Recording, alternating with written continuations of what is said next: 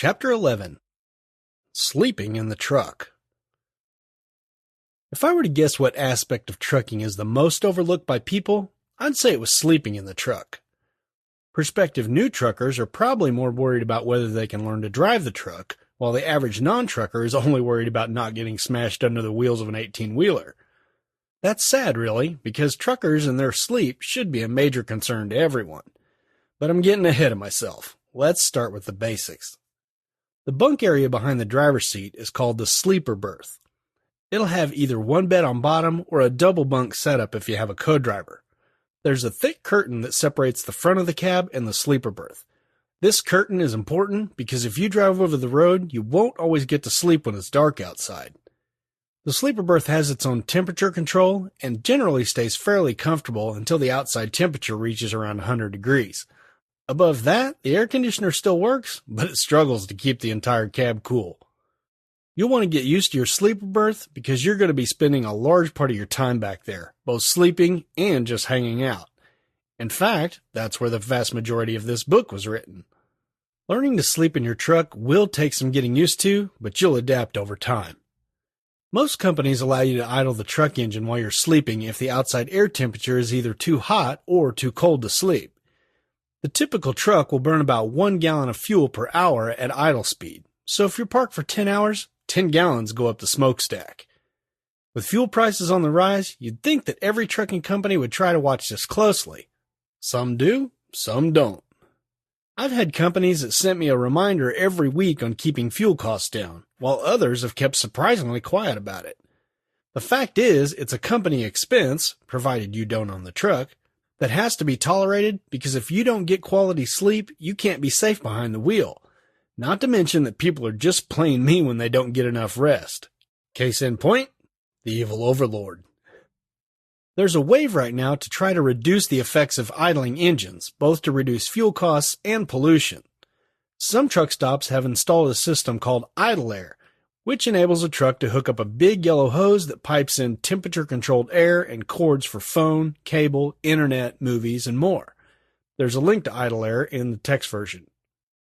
The driver is charged a couple of bucks per hour for this service, but most carriers won't reimburse you for the cost. Maybe that's why they went out of business for a while. They are back with new owners.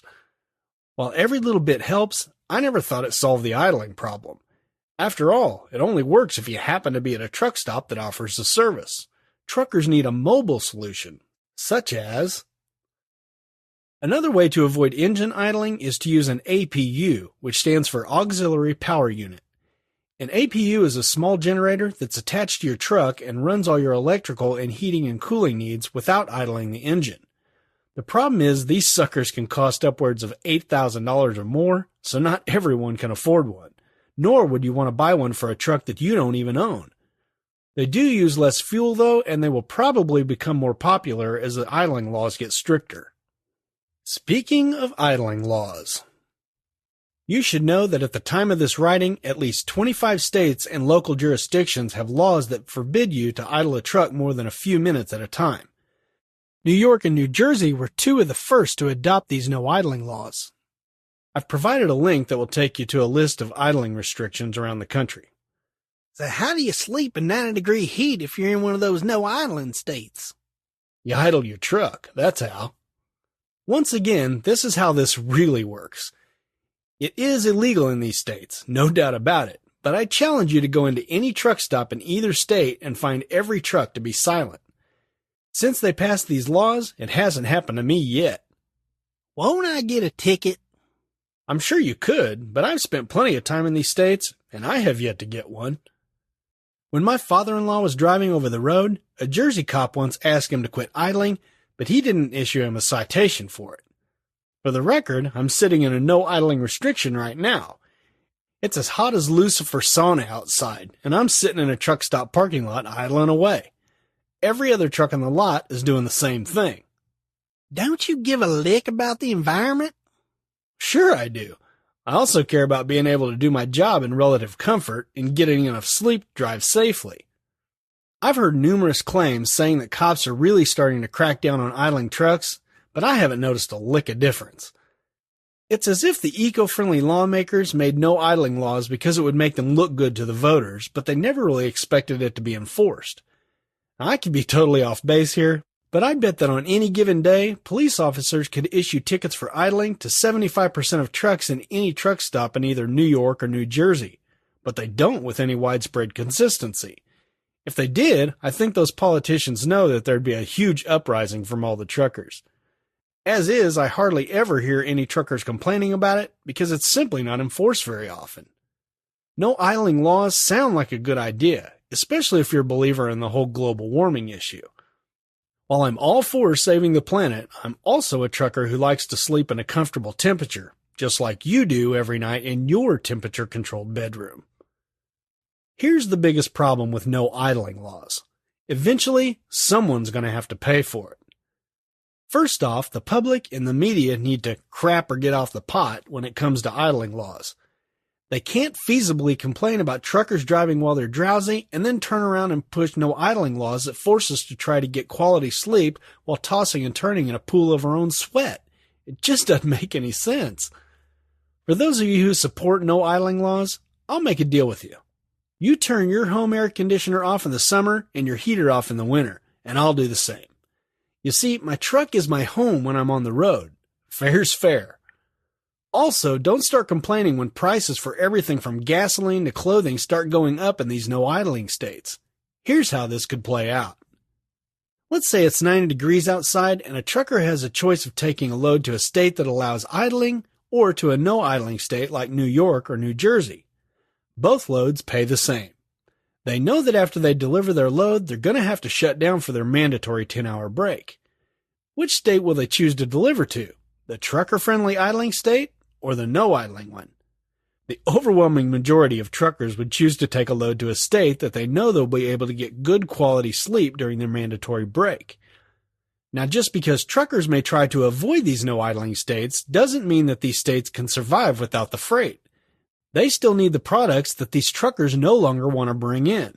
Therefore, shippers will eventually have to pay the truckers more money to haul freight to a state that they don't want to go into. Do you think the shippers and the manufacturers will take the hit on the extra shipping costs? If you think that'll happen, you should probably wake up now. You're drooling on your pillow anyway. Nope, they'll do what they've always done when their costs go up. They'll simply pass the extra cost right on down to the customer. That's you and me. Enjoy those higher prices. Okay, enough about that. If you're a solo driver, sleeping in an idling truck is quite easy because you aren't moving. Duh. Team driving is what takes some getting used to. You're trying to sleep while your co-driver is flying down the road. In the beginning, the evil overlord chewed me out almost every day until I learned to slow down in corners and generally learned how to drive more gently. Did I mention that her mood and attitude right after she wakes up is in large part why she got her nickname?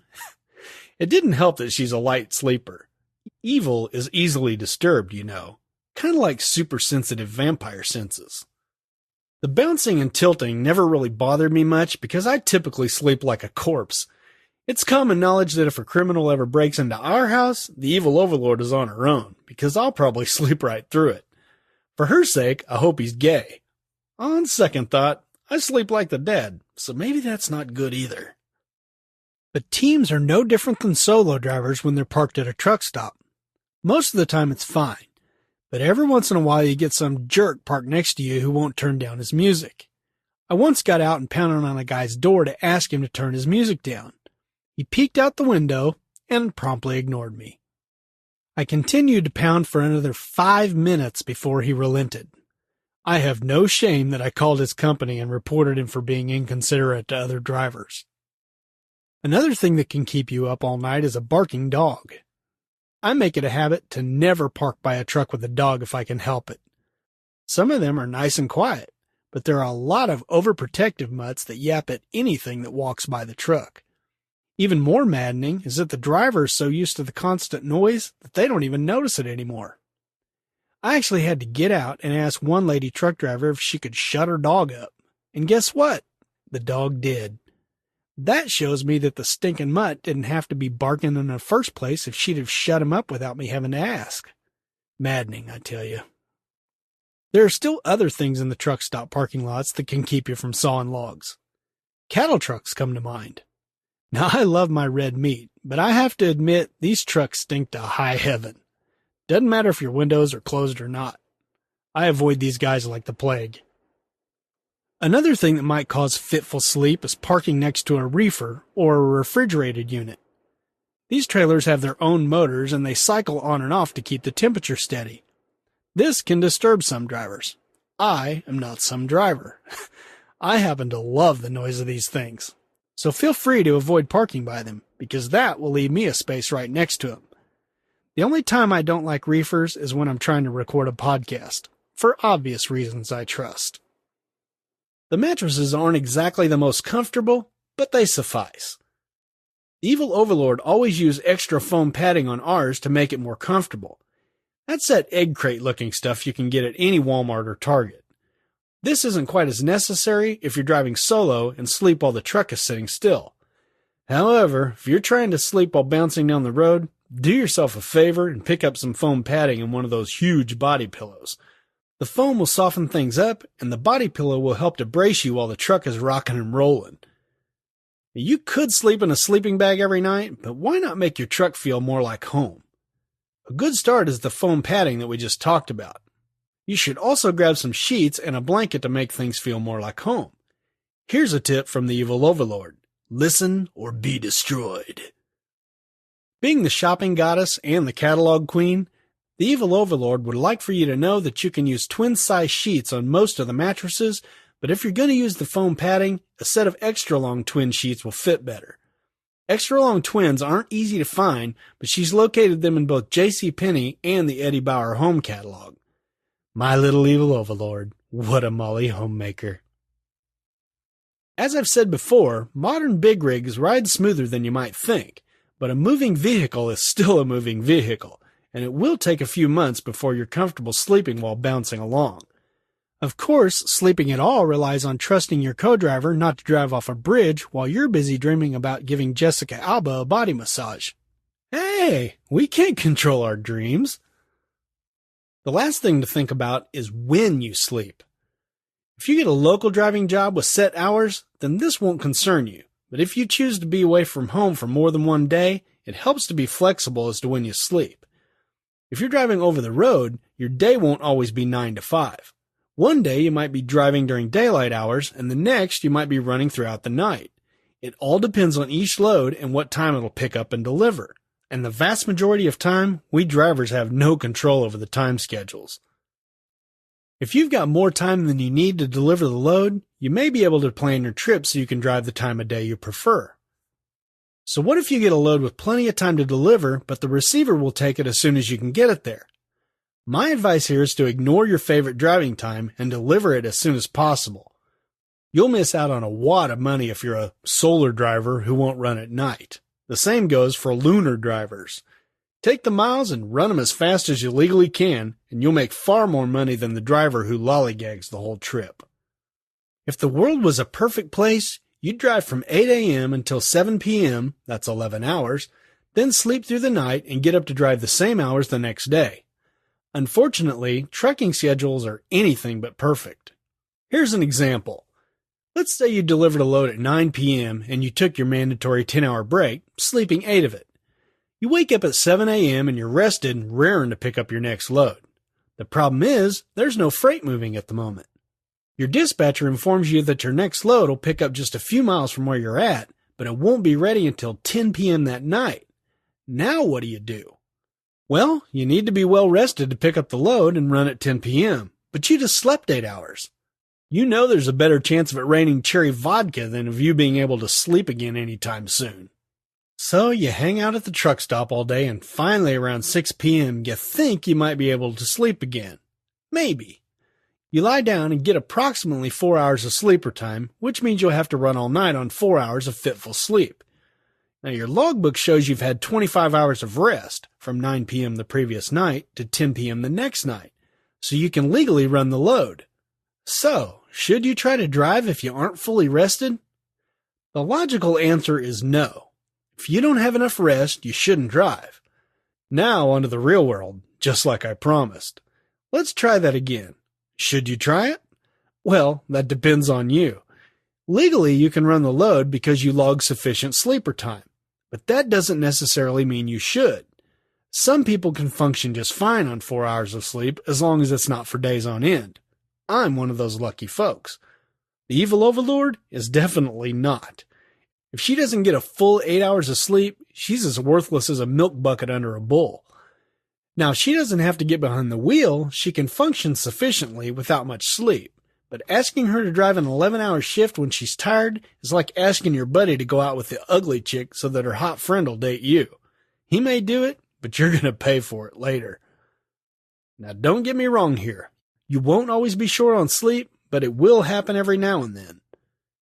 This is just one of the many reasons why I suggest that new drivers go to work for a fairly large company. They won't expect you to run illegal logbooks, and most of them want you to get plenty of sleep. A small fly-by-night company may not come out and say it, but they'll likely be more apt to look the other way when they're fully aware that you can't run the load legally. Why would they do that?